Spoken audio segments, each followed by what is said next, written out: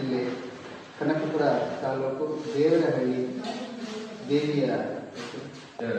ದೇವರಾಳಮ್ಮ ಒಂದು ದಿವ್ಯ ಸಾನ್ನಿಧ್ಯ, ಪುರಾತನ ಕಾಲ ಚೋಳರ ಕಾಲದ ಒಂದು ಭಗವತಿಯ ದಿವ್ಯ ಸಾನ್ನಿಧ್ಯ. ಈ ಒಂದು ಭಗವತಿ ದಿವ್ಯ ಸಾನ್ನಿಧ್ಯಕ್ಕೆ ಬಂದು ನಾವು ಕೇಳಿದ್ದನ್ನೆಲ್ಲ ಕೊಡುವಂತಹ ಭಗವತಿ. ಆ ಸಾನ್ನಿಧ್ಯದ ಮೂಲ ಅರ್ಚಕರು ತಮ್ಮ ಒಂದು ಪರಿಚಯ, ಕ್ಷೇತ್ರ ಪರಿಚಯ, ಗುಡೇಮಾರ್ನಳ್ಳಿ ಶಕ್ತಿಪೀಠದ ಪೀಠಾಧ್ಯಕ್ಷರು ಭವ್ಯತಾಯಿ ಅಮ್ಮನವರ ಒಂದು ಸಹಯೋಗತ್ವದೊಂದಿಗೆ ಈ ಒಂದು ಕಾರ್ಯಕ್ರಮ, ಕ್ಷೇತ್ರ ದರ್ಶನ ಕಾರ್ಯಕ್ರಮಕ್ಕೆ ತುಂಬ ಹೃದಯದ ಸ್ವಾಗತ ಗುರುಜಿ. ಇದರ ಒಂದು ಸಂಕಲ್ಪ, ಒಂದು ಕಿರುಪರಿಚಯ.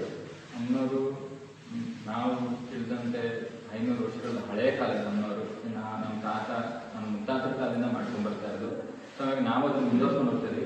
ಇಲ್ಲಿ ವಿಶೇಷ ಏನಂದರೆ ಯಾವುದೇ ಥರದ ತಾಯ್ತಾಗಲಿ ಇನ್ನೊಂದಾಗಲಿ ಮತ್ತೊಂದಾಗಲಿ ಮಾಡೋದಿಲ್ಲ. ಅಮ್ಮನವರು ವಾರಕ್ಕೆ 2 ಸರಿ ಪ್ರಶ್ನೆ, ಅಂದರೆ ಹೂ ಕೇಳೋದ್ರ ಮುಖಾಂತರ ಆಗತ್ತೆ ಆಗಲ್ಲ ಅನ್ನೋದು ಬಲಗಡೆ ಹೇಳಿದೆ. ಅದೊಂದು ಪ್ರತೀತಿ. ಒಂದು ಮದುವೆ ಮಾಡಿ ಏನೇ ಒಂದು ಫಂಕ್ಷನ್ ನಮ್ಮ ಸುತ್ತಮುತ್ತ ಹೇಳಳಿಗೆ ಸೇರಿರೋದ್ರಿಂದ ಏನೇ ಒಂದು ಫಂಕ್ಷನ್ ಮಾಡಿದ್ರು ಅಮ್ಮನವ್ರಿಗೆ ಇಲ್ಲಿ ಮೊದಲನೇ ಪೂಜೆ ಇಲ್ಲಿ ಕೊಟ್ಟು ಅಮ್ಮನವ್ರಿಗೆ ಹೂ ಕೇಳೋ ಪ್ರತೀತಿ ಇದೆ.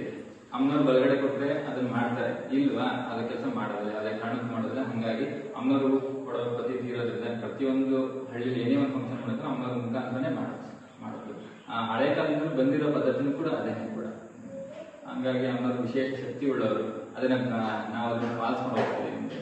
ಈ ಧಾರ್ಮಿಕ ಸಿರಿ ಕಾರ್ಯಕ್ರಮಕ್ಕೆ ಬಂದು ಭಗವತಿಯ ಸಮಗ್ರ ಮಾಹಿತಿಯನ್ನು ತಿಳಿಸಿಕೊಟ್ಟಂತ ಗುರುಗಳಿಗೆ ತುಂಬ ಹೃದಯದ ಅಭಿನಂದನೆಗಳು ಹಾಗೂ ನಮ್ಮ ಪೀಠಾಧ್ಯಕ್ಷರಿಂದ ಅವರಿಗೊಂದು ಅಭಿನಂದನೆ.